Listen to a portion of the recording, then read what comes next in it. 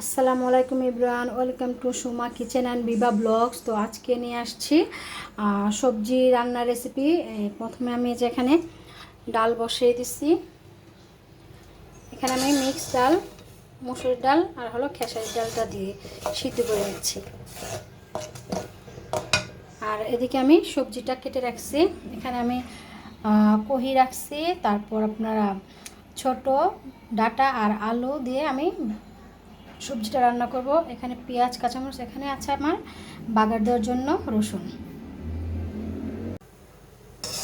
তো এই যে এখন ডালটা সিদ্ধ হয়ে গেছে, যে দেখেন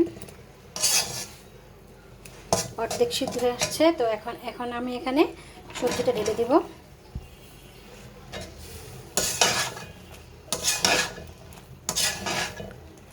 সবজিটা ঢেলে দিয়ে তারপরে একে একে আমি সব কিছু দিয়ে দেব।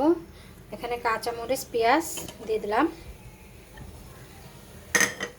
আমি এখানে পরিমাণ মতো আদা বাটা দিয়ে দিচ্ছি। এখন আমি মরিচের গুঁড়ো, হলুদের গুঁড়ো পরিমাণ মতো দিয়ে দিলাম।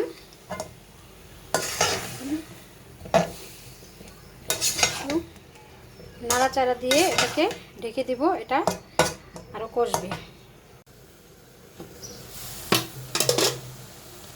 এই যে দেখেন সুন্দর হয়ে গেছে, কষানো হয়ে গেছে, দেখছেন তেল ছাড়া, শুধু সিদ্ধ করে নিলাম, হয়ে গেছে। এখানে আমি একটু অল্প পরিমাণে টমেটো দিয়ে দিলাম। কি সুন্দর হয়েছে, স্মেলটা অনেক সুন্দর আসতেছে, দেখেন তরকারি হয় নাই, অর্ধেক সিদ্ধ হয়েছে কষানো, তাই কত স্মেল। তো এখানে এখন আমি দিয়ে দেব আপনার পাঁচফোড়নের গুঁড়ো, এটা আমি ফাঁকি করে রাখছিলাম, এটা দিয়ে দিলাম। আর পাঁচফোড়নের গুঁড়ো দুইটা আছে, একটা হলো আচারের আর একটা প্লেট সবজি তরকারি। আমি ওইটা সবজিটা এনে যে গুঁড়ো করে নিয়েছিলাম এখন দিয়ে দিলাম। এখন আমি পরিমাণ মতন ঝোল দিয়ে দিই, ঝোল দিয়ে এটাকে তরকারিটা আরও হবে, হওয়ার পর আমি যে রসুন দিয়ে আবার বাগার দেব।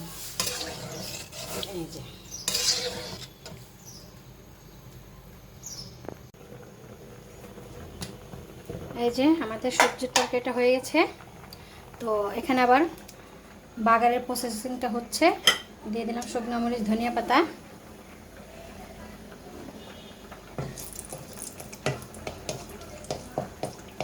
শুকনো মরিচটা একটু লাল লাল হোক, লাল লাল হলে এখানে দিয়ে দেব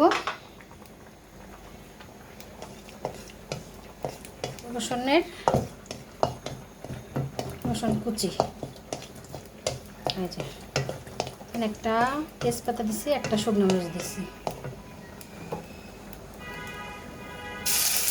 দিয়ে দিলাম পরিমাণ মতন রসুন কুচি।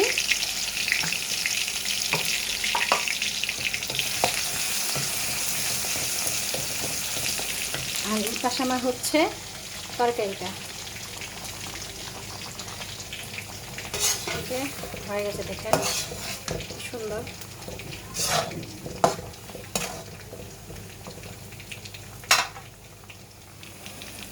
পাশে বাগারটা দিয়ে দিতেছি।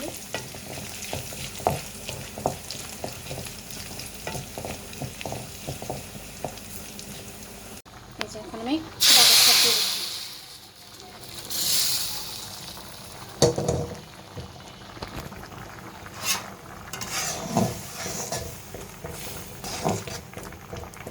বাগারটা দিয়ে শেষ। তো আর 5 মিনিট জাল করব, তারপরে আমি এই হলো আমার সবজির তরকারি হয়ে গেছে বাগার দেওয়ার পরে, যে কি সুন্দর দেখেন। তো আমার রান্না করার সবজির তরকারি যদি আপনাদের কাছে ভালো লাগে, তাহলে আপনারা সবাই একটু কমেন্ট করবেন যে কেমন হলো রান্না।